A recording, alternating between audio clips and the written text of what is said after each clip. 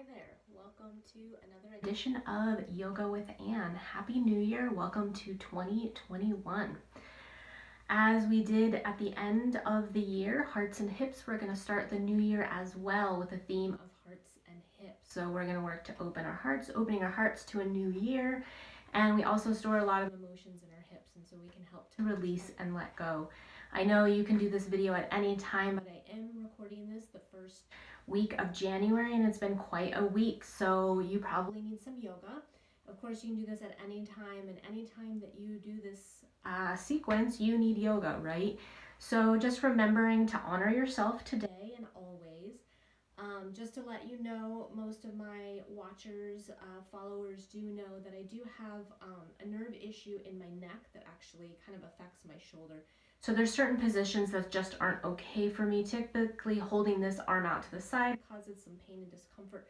So I might do it for a moment, but I do honor my own body. So even when I'm teaching, I might show you how something is going to be with maybe one arm and you imagine both. And then I do what's best for me. So for a lot of poses, my hands will be at my hips, or one hand will be at my hip and the other will be out. If you need to adjust in any way, you do that as well. Always honoring your body, not overdoing it, not pushing yourself too hard. We've got to keep ourselves safe, right? So please remember to do that. Another way that we can also honor our bodies is with props. And I know that not everyone has yoga props, but everyone has a blanket or a towel that can fold and roll easily. So if you have that, you can have several bath towels, beach towels, some sort of blanket that will fold and roll easily. Today, if you have a foam roller, you're welcome to have a foam roller available for something that we're going to do near the end of class. Just for my own body today, I will use a rolled blanket for that. So do know you don't have to have a foam roller for that to be accessible for you. Something that can work as a strap. So if you have a yoga strap, great. If you don't, a necktie, belt from a bathrobe, a scarf, any of those things can work for a strap. And then if you have yoga blocks, have your yoga block or blocks available. And if you don't have those, I'll show you ways to do the poses without the blocks. But the more you have, the better. But there's so many things that we can use in our house to help us with our yoga practice. So I'm going to move back to my mat. Most of the time in my classes, we start in what's called constructive rest, and that's how we're going to start today. As you can see, my blanket is already folded and ready to go. I like to have a folded blanket under my head as a pillow. That's a comfort thing. It's also because I'm pretty tight in my shoulders and neck and back, and so it helps me to have a little bit of a release that I don't feel so tight and uncomfortable. And typically for me, as I come to lie down on a hard surface, I need to give myself a moment. So you might want to move your knees side to side. Maybe you hug your knees in. You might find that as you come to lie down, you feel perfectly connected with your mat. You feel comfortable, so you're welcome to just come and notice and feel. And then if that's not okay, then you make those adjustments, right? And maybe it's a matter of putting another blanket under your body for a little bit of comfort, depending on what your mat surface is on. And so I like to start in constructive rest. My knees are bent, my feet are on my mat about hip distance apart. I'm going to close my eyes, and I like to have my hands on my belly. It just gives me a good sense of connection here with my breath. And that's something that we need to remember always, that our breath is our greatest tool. It's always with us, and it's amazing. It's something that we can control, and then something that we can just let be as is. And so with the controlling of the breath, we can help to maybe help us in a scenario where we're upset or heated, or just somewhere where we need to really take a moment. So a lot of times when we're taking a time out or counting to 10, that's really just to connect with the breath again. And so as you close your eyes or soften your gaze, just notice your natural pattern of breath right here, right now, as it is. And maybe it's already changed since knowing that you're going to come to your mat, have some time here for yourself, with your body, with your breath, with your mind, with your heart.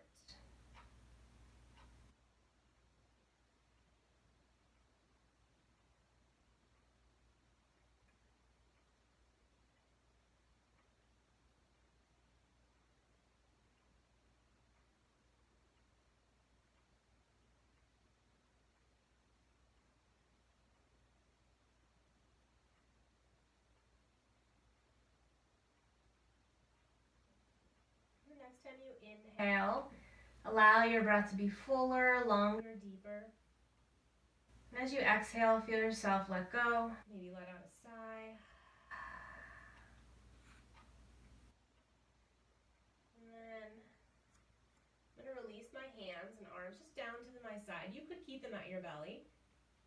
And we're going to do what's called a pelvic tilt. So I'll start lying down, and then it will come up to a seated position so that you can see me seated doing the movement. And it's pretty subtle lying down, so you might not really be able to grasp it. But if you're familiar with cat-cow, it's like cat-cow on your back. So the next time you exhale, you're going to start to spread your low back onto the mat. So thinking about your tail, you're trying to tuck it under, even though it seems like it's going up because you're upside down right now. So tucking under and hollowing out your belly. And then as you inhale, you're going to arch your back, and your tail is going to go up, even though it's going down toward the mat, opening your heart. So you go back and forth to your own breath. So actually, I mentioned bringing my hands to the side. It might be beneficial for you to keep your hands on your belly. That might help you with the movement. And then I'm going to sit sideways so that you can see me as I do the cat-cow seated. So as I come into the cat where I exhale, I'm pressing the air out. I'm rounding my back, tucking my tail, hollowing out my belly. And then as I inhale, I'm lifting my tail up, arching my back, and opening my heart. So just go to your own breath. Couple more times. Exhale as you come into that more rounded position. Inhale as you open up. And so as you open, you can think about accepting that breath into your body. Your heart opens. And as you exhale, you release, right? You let go. So we're thinking about opening our hearts today, but then also, how can we let go? Especially so much from 2020 that's happened. We all have our own personal stories, right? And then we have ones that are maybe more shared with others, and especially dealing with the pandemic is something that we are all experiencing. I know we still have different experiences, but we're all affected by it in some way. And then the last one, you'll come back to neutral. So back to a neutral spine. And then hug your knees into your chest. And I'm going to have my right hand on my right knee, my left hand on my left knee. And I just kind of have the bottom parts of my legs just hanging. But sometimes people like to be a little more active and press through their heels and maybe even have your shins parallel to the floor. But I'm going to be a little more relaxed today. And then that same idea. So we're going to, almost like we're doing the pelvic tilt again. So as you exhale, your knees draw closer. And as you inhale, you press your knees away. So you're kind of making this movement with your hands. And you just go back and forth. So for me, my arms are pretty short, so that kind of limits how far my knees can move. And I'm actually okay with that, because if I go too much farther forward, it's a lot for my low back. So you don't have to go to the full extent. Let's do one more round. So this last time that we inhale to open, we exhale, we'll come back. Continue with your breathing. And then if it's okay, you're going to open your knees wider. So if this is too much, like this is pretty intense on my inner hips, you might feel in your outer hips or somewhere else, you can come back to that first position with your knees closer together. But if it's okay to go a little wider, then you go wider. And I still have my right hand with my right knee and my left hand with my left knee. And I still have my legs relaxed, the bottom part of my legs. And then moving with the breath again, exhaling, coming in, and then inhale, moving forward. So you can kind of sense that feeling of the tucking and tilting of your pelvis. And we're starting to slowly open up the hips.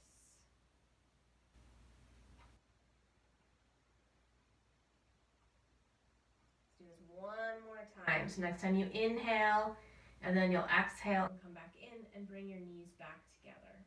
And then let's set our feet back down on the mat. Keep your knees bent. So feet are about hip distance apart. And again, I'm going to come up to seated because it'll be easier for you to see me. This is a little weird, and so as good as my language can be, it's still a little much. So you're going to stay in your constructive rest. You might find that it's easier to have your feet a little wider than hip distance apart. You can always change that at any time. And then, so we're going to start with the right side. So start to move your right knee towards your left. And then you might start to feel something, and that might be enough for you today. Or you start to move your right knee down towards your left foot. And I'm actually going to shift my right foot out to the side. So I'm on the inner edge of my right foot. And then my knee is coming down toward the left foot. So if you're familiar with windshield wipers, this is like half windshield wiper. And then notice your breath. And you can always come up a little bit. You don't have to go to the full extent of this pose. That's a way to honor your body. And it's not just honoring your body, right? Not just the physical body, other parts as well. So your breath tells you if you've gone too far or too deep. All right, let's come back up. Set both of your feet back on your mat. If you want to have your feet a little wide, that seems to work a little bit better for me. And then we'll go the other side. So start to bring your left knee towards your right knee. So you're bringing it in and then down. And that might be enough for you right here, right? Or you start to scooch your left foot off to the side. You're on the inner edge of your left foot, bringing your knee down toward the mat. I feel like seated, I can go a little deeper in this than if I were lying down. But I prefer it lying down. I'm just seated so that you can see me if you need a visual. Imagine you can breathe into the outer hip. That's where I'm really feeling it. Maybe you feel it somewhere else, and you can imagine your breath moving to that part. You can kind of imagine that, kind of bringing our attention and our energy to that spot. It'll also sometimes help to release, to let go. It might also be like, whoa, I need to come out, and then you do that.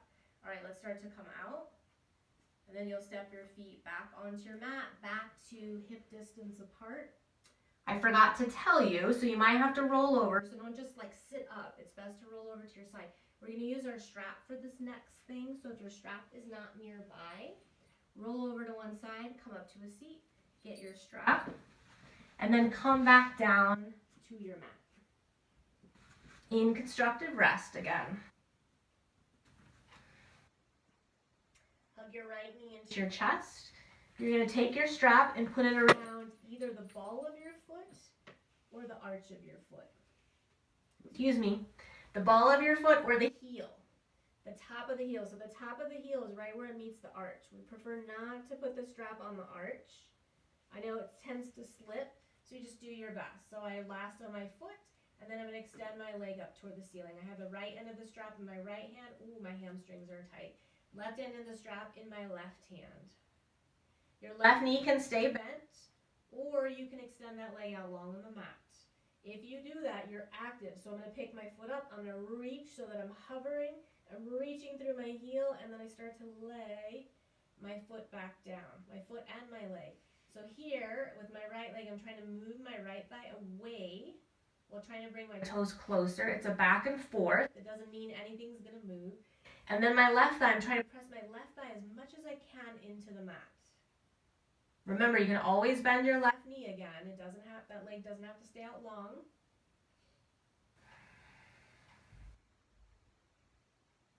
You want your right leg to be as straight as possible. So that might mean that you need to move your leg away from you. Nothing wrong with that. But if you're here and you've got your leg really close, you're not really giving your hamstrings a chance to lengthen. So how can you make this pose easier for your body? Where are you holding intensity? They don't need to. That might be in your jaw or your hands. All right, we're going to release our strap, but keep your leg up. And then bend your knee and hug your knee in. We're going to come into a twist. So if your left knee is bent, you might want to extend your leg out long. You get to decide. You don't have to go in the deepest expression of this twist. I'm going to bring my left hand to my right knee and my right arm out to the side. You can be in any position that's comfortable for you. And then start to bring your knee across your body to the left. And you can just be right here. You don't even have to pick your hips up. If you want to go deeper, you can start to bring your right hip off the mat, stacking your right hip on top of your left. I have my left hand on my knee and my elbow bent, kind of like a kickstand.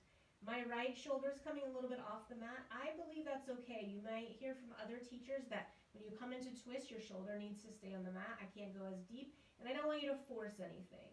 So if it feels okay, it doesn't cause pain to have it hover, and some people even have their arm up, I think it's totally fine.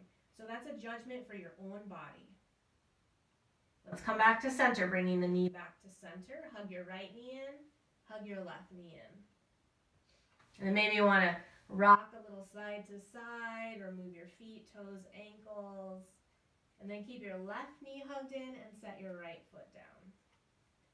Take your strap around the ball or the heel. I did the ball on the first side. I'm going to try the heel on this side. It's still an interesting spot for me to be figuring those out. And then once your foot has the strap on it, you extend up long. And this side is way tighter than the first side. So you might find that this side you keep your right knee bent. If you're going to extend and hover, reach through your heel as you come down onto the mat. And then check in. So I like the idea of pressing all four corners into the ceiling above you, and then if your other leg is extended as well, the wall or piece of furniture in front of your foot. But if you have sciatica or other back issues, it might be better to press through the ball of your foot. So check in with that. If you feel something really radiating, adjust, modify, and that might even just be a matter of moving your leg away. And then you breathe.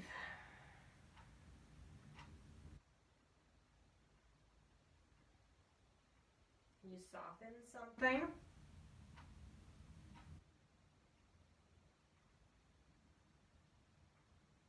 If the answer is no, it might just be a matter of bringing your attention to your breath.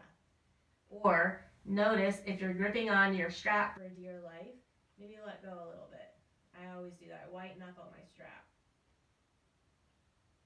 Okay, release your strap, keep your leg up. Bend your knee and hug it in. We're going to come into that twist to this other side. So check in whether you want to have your right leg extended or knee bent. Your right hand's going to take your left knee, your left hand and arm, come out to the side and start to bring your knee over the body. And again, you could just move your knee an inch or two or start to come more into that twist. I have my right hand supporting my knee. My elbow is a kickstand. And then even though your shoulder might be coming up, think about opening your heart back up toward the ceiling. For me, it's easier to have my palm up, but maybe experiment. Maybe it helps to have the palm down.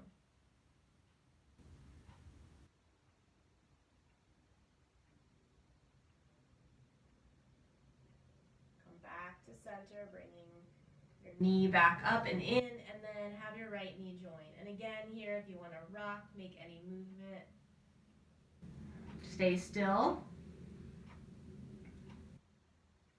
We're going to roll over to one side, so you could just roll over to the right or the left, or set your feet down, and then roll over to one side to bring yourself up to seated. And this is where we're going to use our towel or blanket. So mine is already folded for me to sit on the edge. So I'm just going to sit for a moment sideways so you can see what the benefits are of sitting on something. If you happen to have a yoga block and you need a little more height, you're welcome to use that.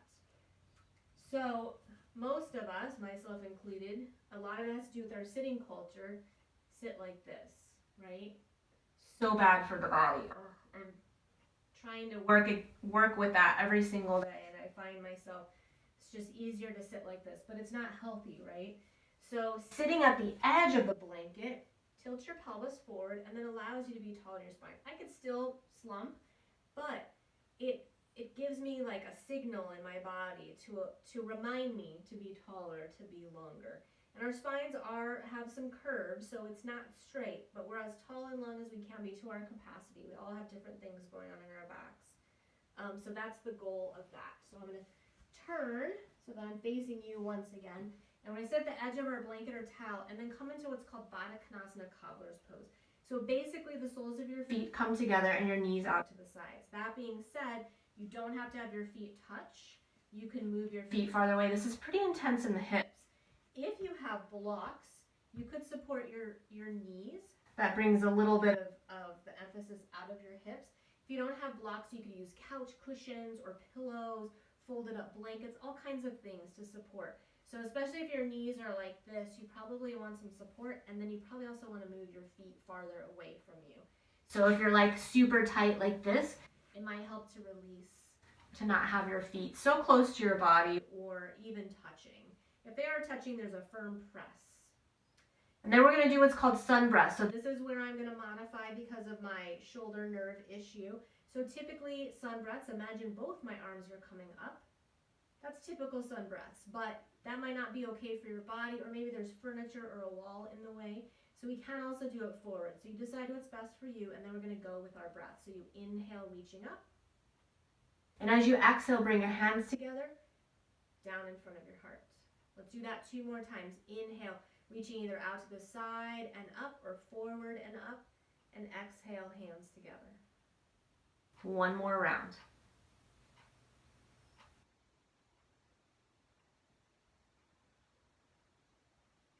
Nice. All right, we're going to come into a twist. So let's start with our left hand on our feet and our right hand on our knee, on our right knee.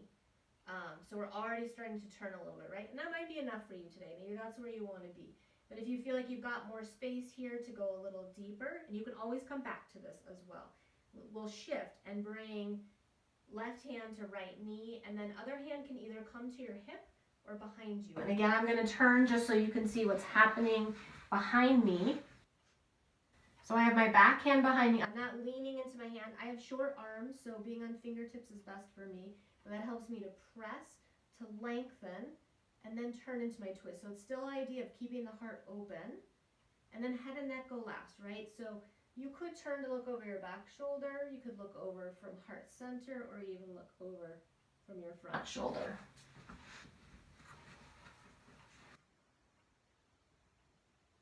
The next time you exhale, come out of your twist. Inhale nice and tall. And then start to turn at your belly button. So a little bit of a turn, not much. And then your right hand comes to your feet, your left hand to your knee. Check in here. If you want to go a little deeper, then you'll bring your right hand to your knee and your back hand either at your hip or behind you. And then feel that lengthening. So even if your hand's at your hip, it can help you to lengthen. So think about inhaling and lengthening. And then as you exhale, maybe coming deeper into your twist. You can keep doing that too if you want to slowly work to get deeper into it. So almost when you inhale, you come out a little bit, and as you exhale, perhaps you go deeper into the pose. And then head and neck are last to decide where they go. And once you've settled, bring awareness to your gaze. So think about what would be the middle part of your brain or your head, and bring your awareness there and your gaze coming from that place. Next, exhale, come out. We'll bring our hands on the outside of our knees to close them like a book. And then let's do seated windshield wipers. So I just have my hands behind me to support me. I stepped my feet a little wider, and I'm just moving my knees side to side to help release my hips. Nice. All right, and then we're going to make our way onto all fours in a tabletop. So I like to have padding. So if you want padding for your knees, take your blanket or towel and put it in the middle of your mat. And then come on to all fours. So typically in this pose, we make sure that our knees are right below our hips and our wrists are below our shoulders. Depending on what's going on in your shoulders and wrists, you might need to adjust by moving your hands slightly forward, having your hands wider. You might even decide to turn your fingers out or in, so check in with that. Find what's best for you. And then we're going to do some cat-cow. So it's like that tilting that we were doing. So as the next exhale comes in, you'll start to round. So it's starting at your pelvis. So your tail starts to tuck. Your spine rounds. Your chest kind of hollows out as well. And then as you inhale, you're going to tilt your tail up. Spine follows. Heart opens. Head and neck slightly lifts. So head and neck are last. Let's tuck again, that tail under, rounding, hollowing out your belly. Head and neck move last. And then tilt your tail up. And then the spine follows, moving up to the head and the neck. Do one more round.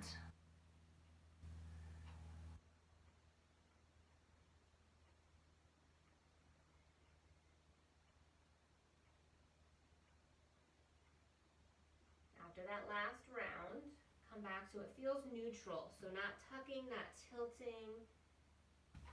Fairly neutral spine here. Then we're going to transition to downward facing dog. So if down dog is not okay, you can stay in your tabletop. You can come to a child's pose. You can come into a forearm dog. You just make sure that your elbows and shoulders are in alignment.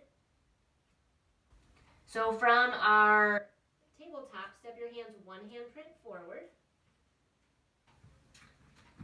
And right now, just because there's some stuff going on in my body, I've been widening my hands a little bit and turning my fingers out. So that's just for me. You're always welcome to experiment with placement. Spreading my fingers wide, curl your toes under, lift your knees up off the mat, and then you're going to shift your hips back and up. And then the legs will start to straighten. If that's okay, you can keep your knees bent. When you work to straighten your legs, think about pressing your thighs into whatever is behind you. Your ears are between your upper arms, so check in. You're not dropping your head and you're not holding it up. Really press into the index finger and the thumb, almost like you're trying to lift your arms out of your armpits. Lifting your sit bones up toward the ceiling. Pressing your thighs back, pressing your heels down toward the mat. It doesn't mean they need to touch. And then from here, we're going to come into a standing forward fold, Uttanasana. We're going to start to walk our hands back to our feet. So once you're here, you're in a forward fold, and you might feel really rounded. So maybe bring your hands to your shins, your thighs, or your hips. So it's okay to be in a half fold, especially if you can't easily reach the floor, and especially if it's like if you're rounding and doing all kinds of weird stuff to get there, you want to be a little bit higher. I also sometimes like to be in this pose with my knees bent, my forearms on my thighs, my hands are active, and my spine is really long here. This is a pretty comfortable position for me to be in. So this is always an option as well. So if you're not yet halfway, let's come to halfway with our hands on our hips. Torso is parallel to the floor, and then the next time you inhale, you'll lift your torso on up to standing. Awesome. I'm going to move my blanket out of the way so I don't trip on it, and I don't need it right now. So we're in Tadasana, our mountain pose. So we start with our feet about hip distance apart. Let's pick up our toes and spread them as much as you can, and then set them back down on the mat. And you'll start to feel that connection with your thighs, with your knees, with your core. So your hip points are facing forward, your heart is open. So we can even think about maybe doing a shoulder roll or two to move those shoulders back, down onto the rib cage to open the heart. Let's do one more. Just have your arms wherever is comfortable. And then bring awareness to your gaze once again. So I typically look down when I walk, when I am doing yoga, and so I try to remind myself about that gaze. That helps us with balance as well, as we will do later. Okay, if you're not on the wide part of your mat, I'm going to ask you to be on the wide part of your mat. If you have blocks, this is where we'll use blocks. If you don't worry about it. If you have one block, put it on its highest height on the right side at the back. So eventually we're going to step our feet wide, so you want that block to be nearby. If you have two blocks, you put one on each side. One on the right, one on the left, highest height. And then we kind of stand in the middle, and then we'll step our feet wide. We're going to set up for Virabhadrasana 2. So let's start on the right side, rotating your right foot in like 90 degrees. Back heel kicks back about an inch and toes come in slightly. So this shifts our hips a little bit, which we need so that our knee is in a good safe spot. If I don't shift my back foot, my knee starts to go inward and I want it to go forward, right over my toes. So start to bend my knee, aiming for my second and third toe. And then you don't want to go past your ankle. So you should be able to see your big toe. And I know if you have baggy pants on, that might be harder to see, but that kind of gives you an idea. And you don't want to lean, right? So you want your shoulders to be right above your hips. And then bring your hands onto your mid-ribs and turn your upper belly and chest toward the long edge of your mat. And then typically this is where your arms would be shoulder height. I'm going to keep this arm down. You can be in any variation, right? Whatever works for you here. I still like to have a reach with one arm. And then typically your gaze is over your front middle fingers, but you really decide what's best for you. Virabhadrasana 2, Warrior 2.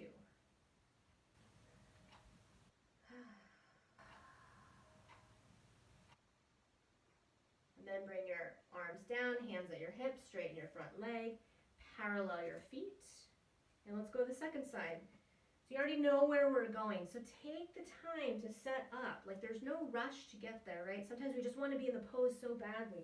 We don't take the time to really place our body. So really making sure that those feet are grounded and rooted, and then allow your knee to bend. And then your torso turns, and then your arms come up. And then your head and neck. Really, they're like the last ones. They like to be leaders, but they're really followers. Check in that your knee is in a good safe spot, that it's right over your heel, and then it's not falling in. So if it's falling in, that means that you're not really pressing. So I'm going to press, and that's going to already start to move my knee. And then I aim it toward my second and third toe, and that keeps me in good alignment.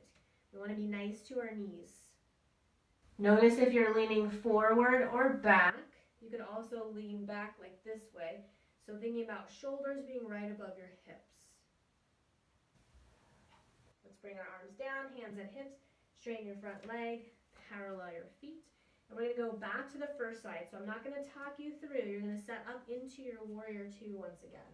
We're just going to be here for a moment. I'm setting up, so if you need to remember how to do it, you can watch. Of course, my front arm is going to do something differently in a moment.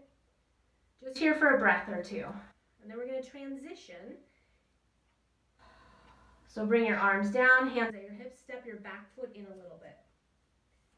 We're going to work on some balance here. So if you don't have a block, you can keep your hands at your hips. You also might have a wall or a piece of furniture nearby to use. And you can work here. So it depends on where you are. We're all in different places with our balance. Maybe your balance today is just lifting your back heel. Maybe it's lifting up to the toe and maybe lifting the toe up. Maybe it's getting that leg up and starting to straighten your front leg. So with the block, so if you're going to use a block, I'm going to start to lean down and get my block. It's on the pinky toe side in front of my foot. I already know this is not going to be far enough forward because I've done this enough. Hand on the block. And so I come to here where my front knee is bent and I'm starting to lift my back leg up. I'm going to shift my block a little more forward. So you can keep your heart and your hips facing down toward the mat. That might be where you need to work with your balance, or you might be ready to start to open up. Heart and hips open toward the long edge of the mat. This extended leg is working as much as the leg that's supporting you. Keep your gaze where it's going to help you with your balance. Ardha Chandrasana, half moon pose. All right, and then we're going to start to bend our front leg, bringing the back leg back, ever so gracefully, briefly coming into warrior two, and then straighten your front leg, parallel your feet. And we'll set up for the second side. I'm shifting myself a little bit just because I'm going to run out of space on the other end. So set up for your warrior two to the left.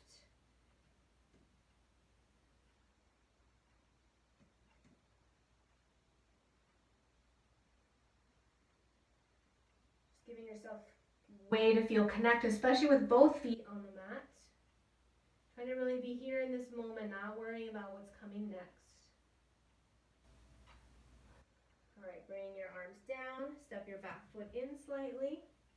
And then again, it can be with your hands at your hips, using a wall, working wherever you need to be with your balance today. I'm going to work with my block once again. So my front knee is still bent. I reach down for my block, pinky toe side, about 2 feet in front of my foot. And I start to lift my back foot up off the mat.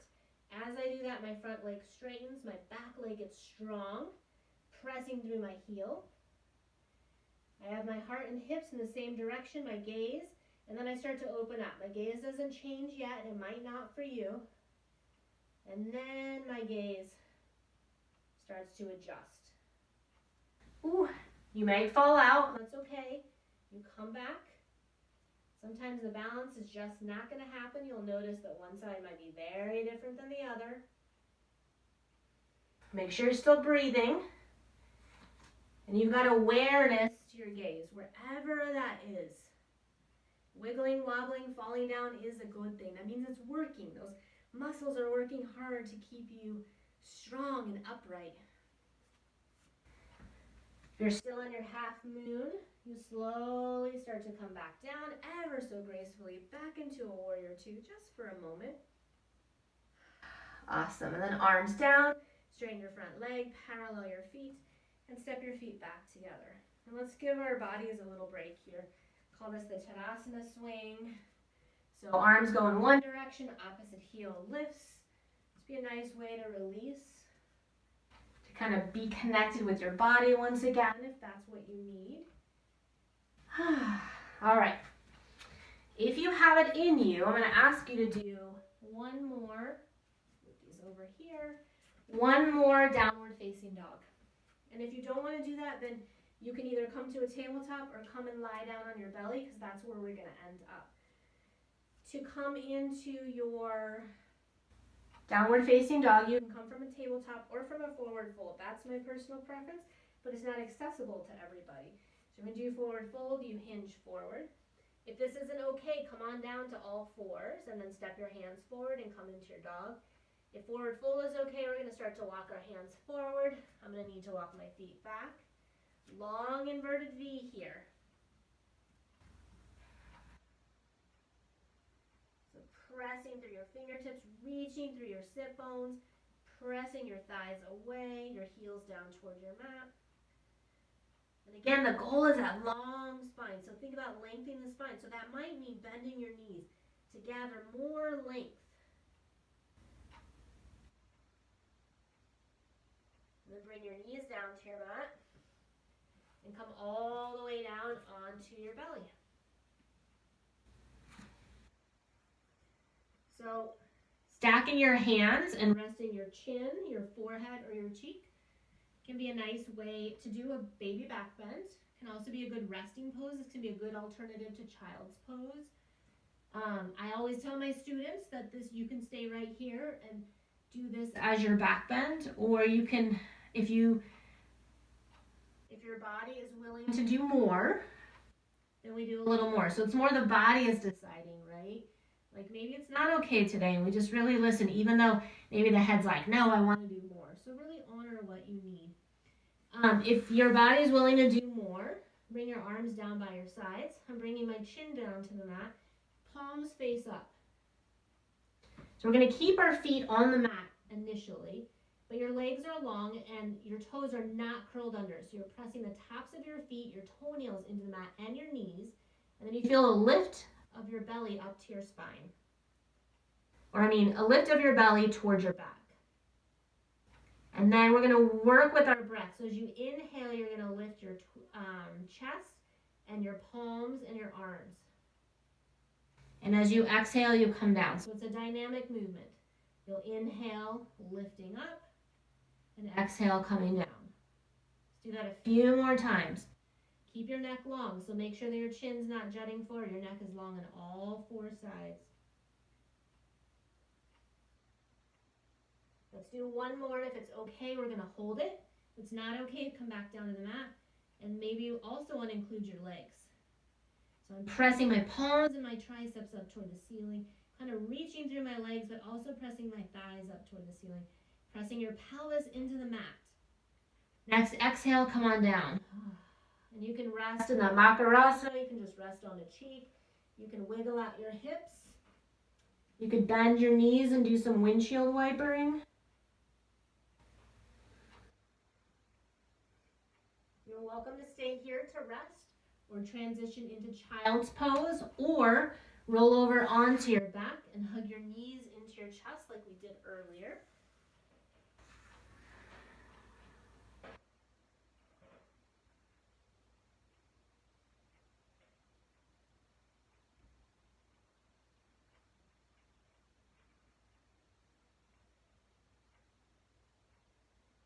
Wherever you are, let's come up to seated.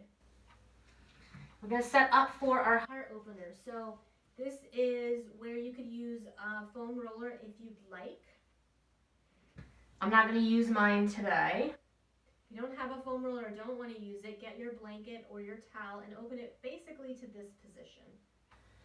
And then you'll set it down. We're going to roll from the long end.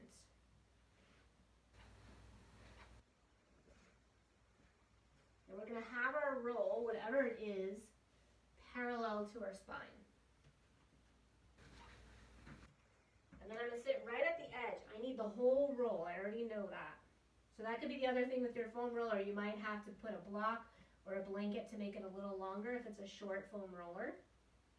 Knees bent, feet on the mat, and I bring my spine down onto my roll. And you might find that you need some support under your head, so you could use another blanket or towel, or you could tuck the end of your roll under for support. I like to keep my knees bent. You might want to extend your legs out long. I actually like to have my feet wide and my knees together. I'm actually going to release this part and just come to lie down here. So you got to make those adjustments and find what's most comfortable for you here. Let me hold this pose for a little while and just enjoy it. It's opening our hearts. It's allowing us to let go a little. It's a restorative pose. So it can be intense because our bodies are normally in flexion, more of a forward hunching position, and this is extension. So come out early if you need to.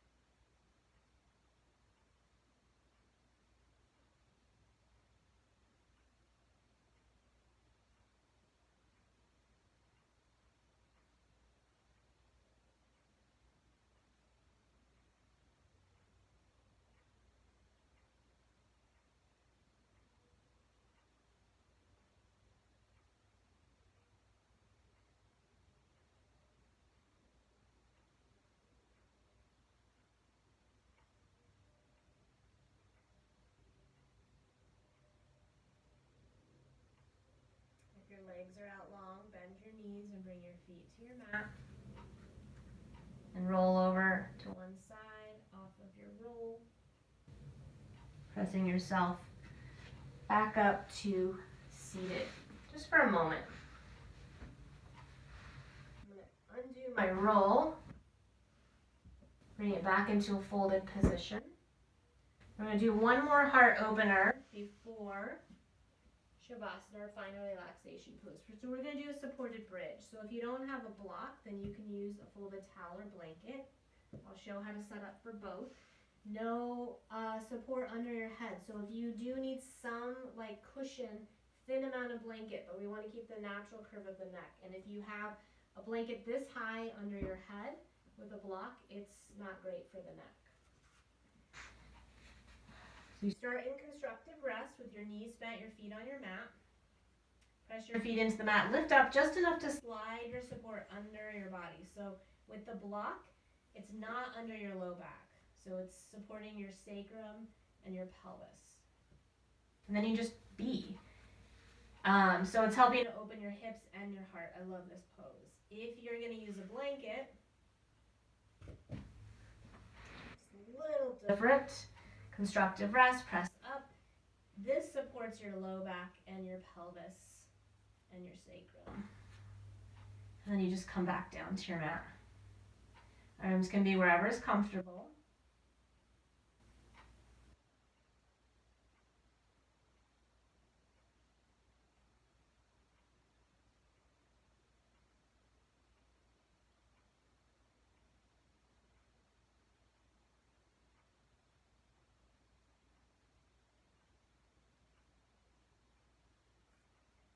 Press your feet into the mat, lift your hips up, slide your support out of the way, and set your hips back down.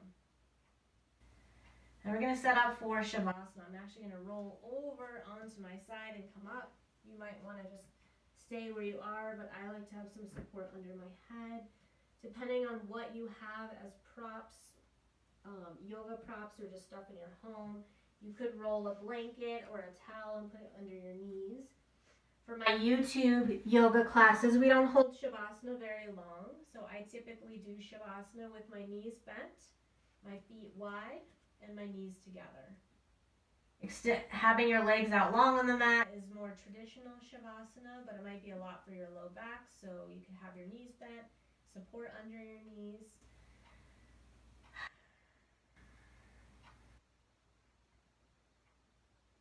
Coming back to your breath.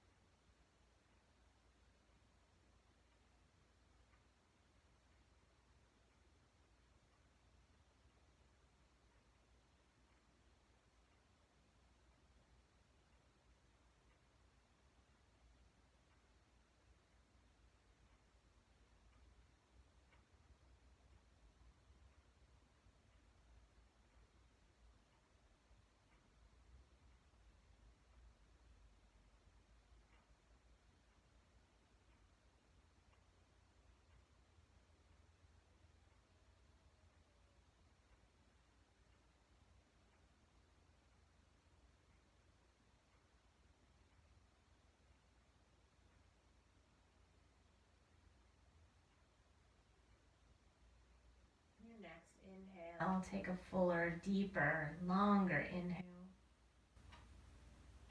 And as you exhale, let out a gentle sigh.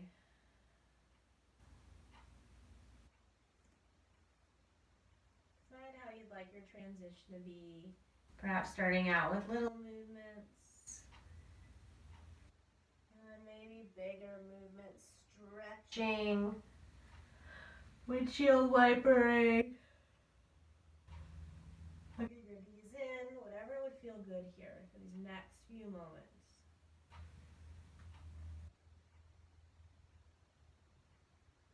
And you're going to make your way over to one side. As you roll over into the fetal position, you'll stay there for a breath or two. And then when you're ready to come up, you'll press your hands into the mat, bringing your head up last. So allowing it just to be until the end, following till the end. And then sit comfortably. So I'm going to sit at the edge of my blanket. I'm going to sit in a cross-legged position because that's comfortable for me, but you need to sit the best way for you. And we'll bring our hands together at heart center in Anjali Mudra. You can close your eyes or soften your gaze. Keep peace in your mind, keep strength in your body, and keep love in your heart. Namaste.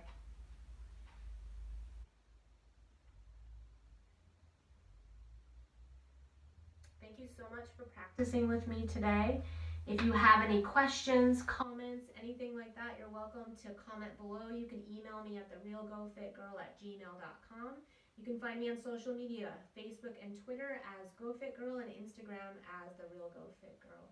I wish you a good day, a good week, a happy new year, and I hope to practice with you again soon. Thanks so much.